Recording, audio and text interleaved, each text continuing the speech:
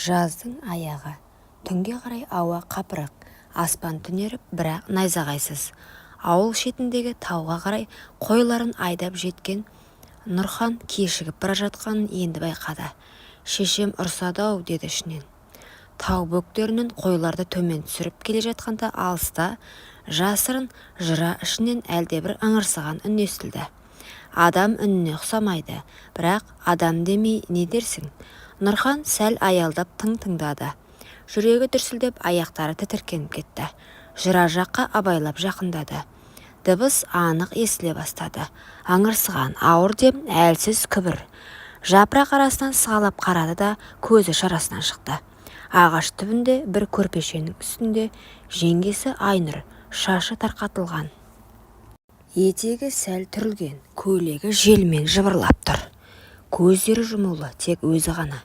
Бірақ денесімен біртүрлі толқып жатқандай. Нұрхан кері бұрылайын десе, тұла бойы қозғала алмай қатып қалды. Бір қадам, тағы бір қадам.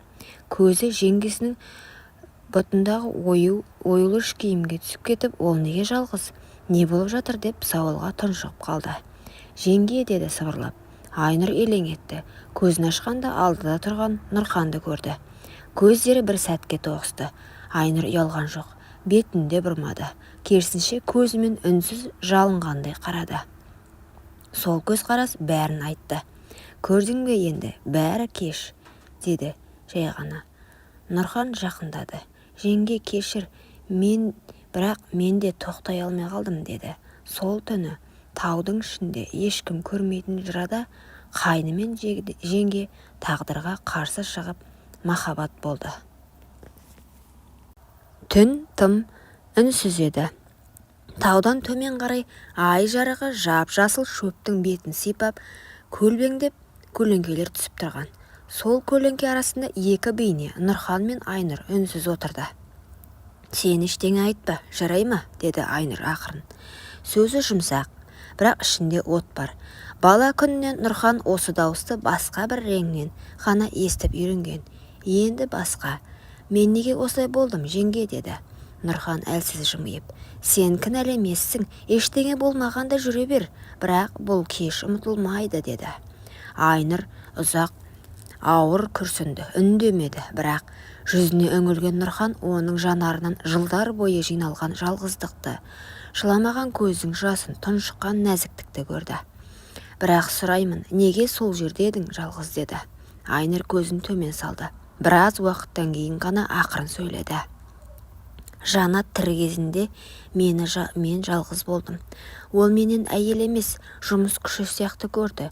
Күнде ауыл, түнде анасының сөзінен аса алмайтын ес. Ал енді ол жоқ. Үйде тіпті демала алмаймын. Сен қой іздеп кеткенде, мен өзімді іздеп кеткен едім, деді жымиып. Нұрхан үндемеді. Жеңгесінің әр сөзі жүрегіне тікен боп қадалды. Бұрын ол үшін жеңгесі тек ағасының жары еді, үлкен, байсалды, алыстағы біреу.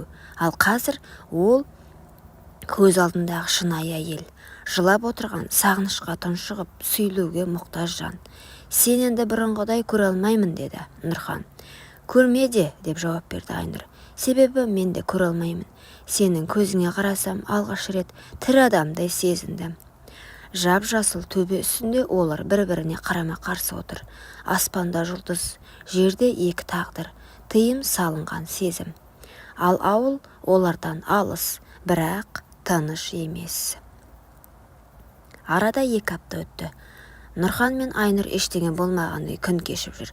Бірақ жүрек ішінде екеуі де тыныш емес, ауылда адамдар да өзгергендей.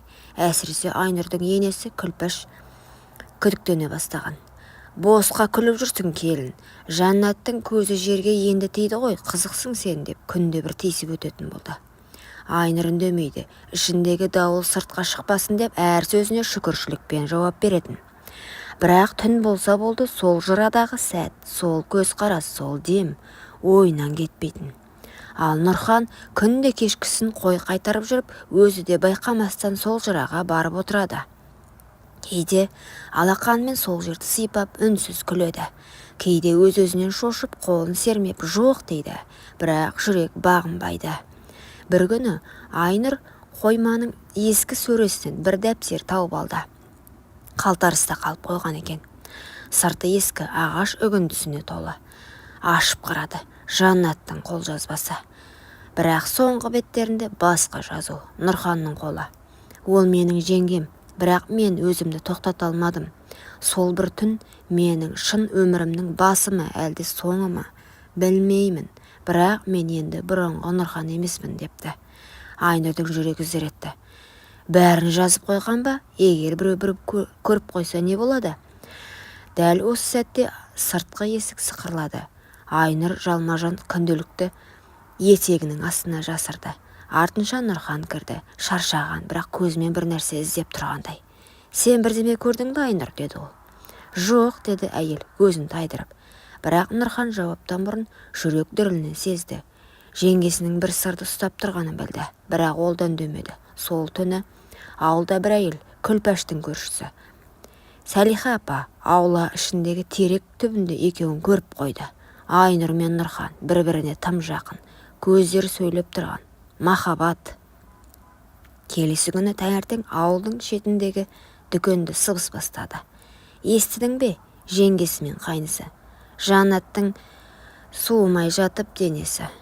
Бір жыра бар дейді, сол жерде сөз найза, сөз от. Ал бұл от екеуінің жүрегінде де түсе бастады. Кеш. Күлпәш апа тұңғиы ойға батып отыр. Қолында ескі дәптер. Бетін ашып оқыған сайын тамағына бір нәрсе тығылып, жанарынан от шыққандай. Ол менің жеңгем, бірақ мен өзімді тоқтай алмадым. Сол бір түні мен адам болып туғандай болдым. Күлпәштің саусақтары қалтырады. О, тоба, Жаннат, шырағым сол. Басына не күн туды, деп күбірлеп.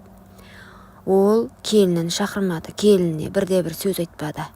Тек ертеңгілік көрші ауылға хабар берді. Күйеуінің 40-ын өткізбей ұятқа қалған келін жайлы ақсақалдар да білсін, деді. Айнұр сол күннен бастап тыныштық таба алмады. Нұрхан жоқ, үй мұздай. Ауыл сыбыр мен көзқарасқа толы. Нұрхан сол күндері ауыл шетіндегі қыстауда жүрген. Телефон өшірулі. Қасына ешкім жолай алмайды. Жеңгесінің жылаған дауысы естіген соң өзіне келер деген үміттенген.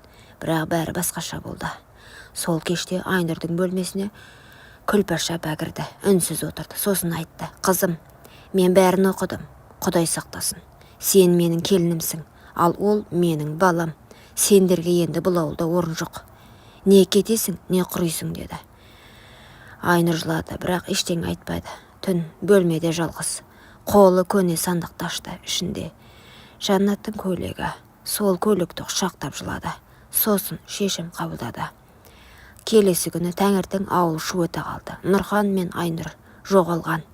Тек бір қарт шопан ғана таңғы 4-тер шамасында тау жақтағы шағын бұлақ жанында екі көлеңкенің үнсіз кетіп бара жатқанын көріпті. Жеңге мен қайны бір-бірінің қолынан ұстап, сол кеткеннен оларды ешкім көрмеді. Бүгінде бұл оқиға ертедегі жырадағы жеңгесі деп аталып, аңыздай айтылып жүр. Бірі күйеуінің 40-ын күтпей сүйгенін таңдап кеткен әйел. Бірі ағасының орнына жанын қиып, сезімнің соңына кеткен ер. Құрметті оқырман, өмірден алынған шынайы оқиғаларды тыңдағыңыз келсе, менің арнама тіркеліп, лайк, комментарий жазып қолдап кетіңіздер. Келесі кездескенше.